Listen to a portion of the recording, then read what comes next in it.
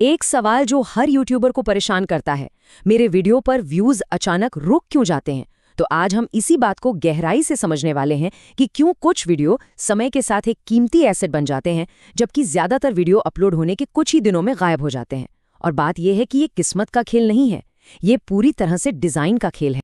ये लाइन बहुत गहरी है ना? मतलब सफलता सिर्फ अच्छे वीडियो बनाने में नहीं है, बल्कि ऐसे वीडियो बनाने में है जो टिके रहें, जो लंबे समय तक चलें। ये छोटा सा फर्क ही सब कुछ बदल देता है, और यही हमारे आज के विश्लेषण का सबसे अहम हिस्सा है।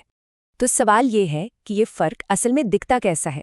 अगर हम किसी भी YouTube चैनल के एनालिटिक्स को देखें ना, तो हमें दो बिल्कुल अलग अलग रास्ते दिखेंगे जिन पर कोई भी वीडियो चल सकता है।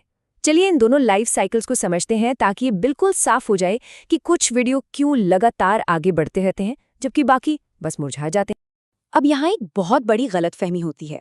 अक्सर हमें लगता है कि जिन वीडियोस पर एकदम से बहुत सारे व्यूज आ जाते हैं वो बेहतर होते हैं, लेकिन डेटा कुछ और ही कहानी बताता है। असली फर्क मनोरंजन के लेवल में नहीं है, बल्कि वीडियो के मकसद और उसकी बनावट में है।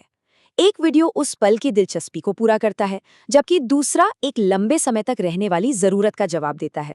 और ये स्लाइड उस फर्क को बिल्कुल साफ कर देती है।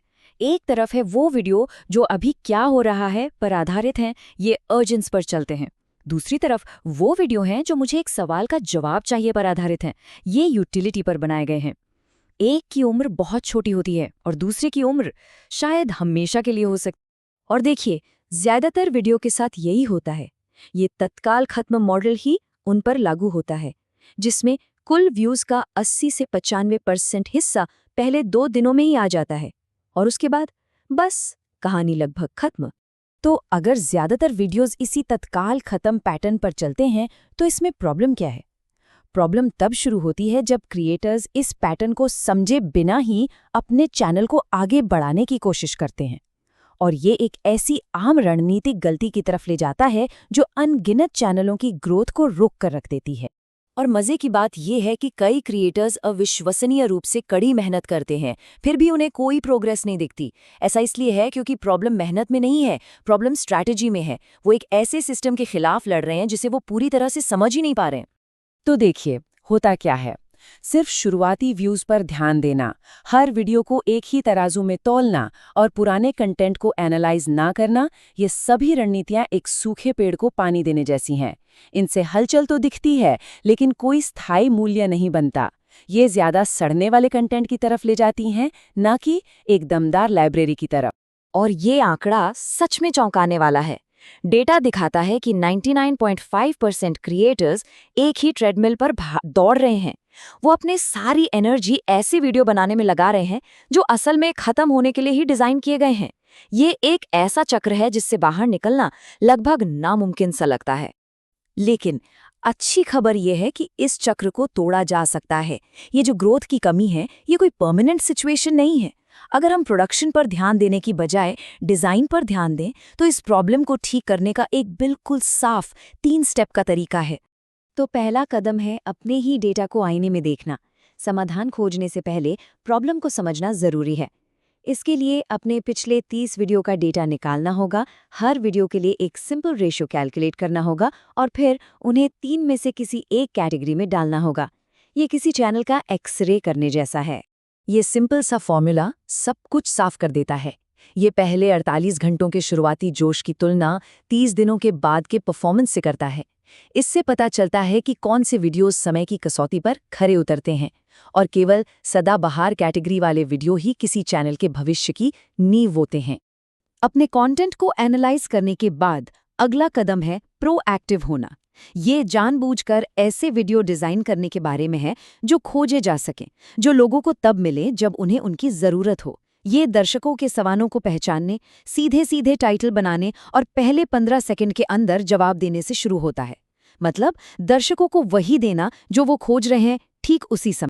और ये कैसे पता चलेगा कि ये स्ट्रैटेजी काम कर रही है या नहीं? उसके लिए एक सीधा सा बेंचमार्क है। क्या वीडियो के कुल व्यूज का कम से कम 25% हिस्सा सर्च से आ रहा है? अगर हाँ, तो इसका मतलब है कि एक स्थायी एसेट बन रहा है, न कि सिर्फ एक पल की हिट।